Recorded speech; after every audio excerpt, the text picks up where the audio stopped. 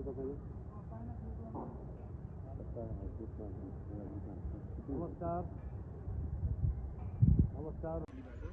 अब हाम्रो दोस्रो मूलपानी सांस्कृतिक पर्यटन तथा व्यापार महोत्सव 2083 चाहिँ विधिवत रूपमा भोलि वैशाख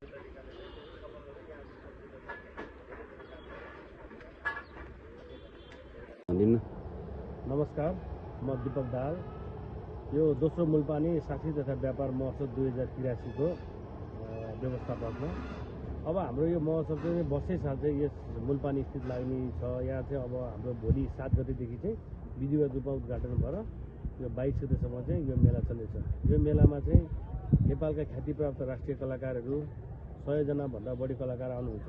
त्यसका साथसाथै हामीले चाहिँ खेल्नका लागि, रमाइलोका लागि, बालबालिकाका लागि र ठुलोको लागि चाहिँ खेल्नका लागि विभिन्न बालविधानका सामग्रीहरू चाहिँ विशेष सहुलियत दरमा यहाँ हजुरको घर आगमन ल्याएको छौँ। त्यसका साथसाथै विशेष गरी हाम्रो भनेको चाहिँ यहाँ लत्ता कपडाको बाहिरी बजारमा भन्दा कम्तीमा पनि 25 देखि 30% सहुलियत दरमा चाहिँ विभिन्न लत्ताको कपडा, भाँडाकुँडा, इलेक्ट्रिक सामानहरू चाहिँ एकदम सस्तो सुलभ महोत्सवमा चाहिँ यो ठाउँमा हामीले उपलब्ध गराएको छौँ। र यसमा चाहिँ हाम्रो यसपालि विशेष सहयोगी भनेको चाहिँ हाम्रो यो गाउँ सजित भन्नेबाट चाहिँ उहाँहरूलाई चाहिँ यो आगामी हुने कार्यक्रमको लागि विशेष प्राथमिकता राखेर यो कार्यक्रम हामी अगाडि 100 वटा जति स्टोर छ। त्यसमा लत्ता कपडा, भाँडाकुँडा अनि यो घरेलु अचारहरू र स्थानीय उत्पादन वस्तुहरू चाहिँ हाम्रो 90% तयारी पुरा भइसक्यो। अब आज रातभरिमा बाँकी 10% तयारी पनि सिधाएर भोलि चाहिँ हामी अनि स्थानीय सरकारले दिनुपर्ने आवश्यक अनुमतिहरू उहाँहरूले दिनुभएको छ र गर्नुपर्ने आर्थिक सहजीकरणको लागि चाहिँ स्थानीय तहबाट राम्रो भूमिका निर्वाह गर्नुभएको छ।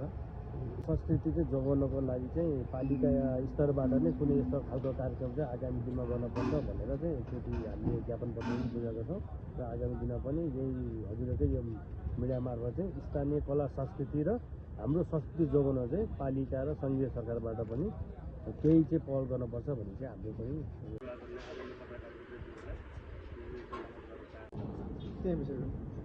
नमस्कार, धन्यवाद आदरणीय उद्घोषक कार्यक्रम सञ्चालक मित्र सल्लाहज्यू।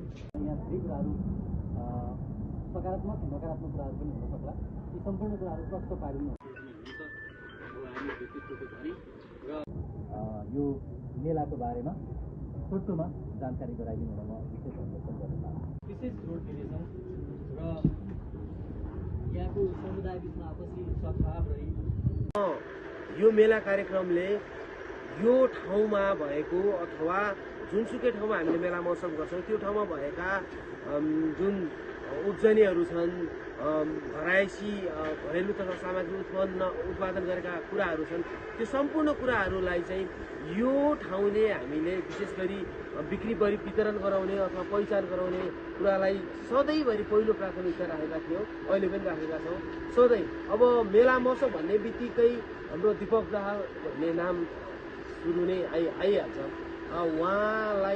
उहाँसँग सहकार्य गर्दै आज यो हामी धेरैवटा मेला महोत्सव गर्दै गइसकेका छौँ। आज चाहिँ विशेष यो हाम्रो मूलपानीमा चाहिँ दोस्रोचोटि हामीले मेला महोत्सव गर्दैछौँ।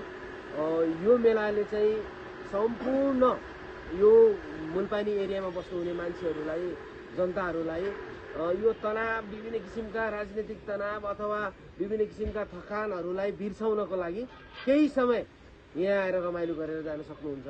यहाँ हाम्रो विभिन्न बजारहरू सञ्चालन गरेका छौँ। सस्तो बजारहरू हुन्छ, सामानहरू किन्न सक्नुहुनेछ। साथसाथै विभिन्न राष्ट्रिय ख्यातिप्राप्त कलाकारहरू आएर यहाँ प्रदर्शन गरेर जानुहुन्छ। यति मात्रै होइन कि यो हाम्रो प्लेटफर्म चाहिँ यही ठाउँमा स्थानीय कलाकारहरूको लागि पनि भएको कारणले गर्दा म यहाँका जनताहरूलाई जो चाहिँ कलाकारितामा इन्ट्रेस्टेड हुनुहुन्छ यहाँ आफ्नो प्रस्तुति देखाउन सक्नुहुन्छ उहाँहरूले।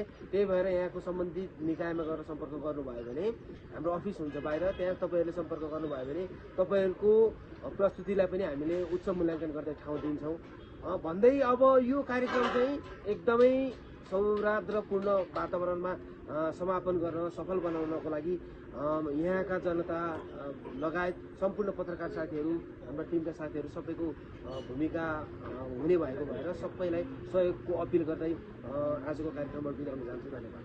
आभार पनि व्यक्त गर्न चाहन्छु र यो आजको हाम्रो यो विशेष पत्रकार सम्मेलन कार्यक्रममा अब म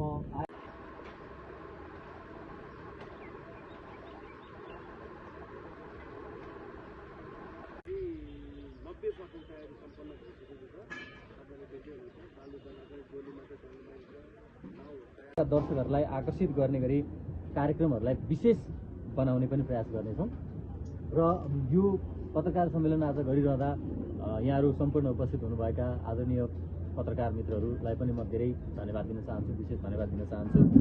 दर्शना मिडिया हाउसका तर्फबाट आशिष हुनुहुन्छ, उहाँप्रति म सम्मान व्यक्त गर्न चाहन्छु र यसै गरी नमस्कार स्थानीय तथा राष्ट्रिय कलाकारहरूको विशेष प्रस्तुति पनि रहनेछ। यसै गरी परम्परागत खाना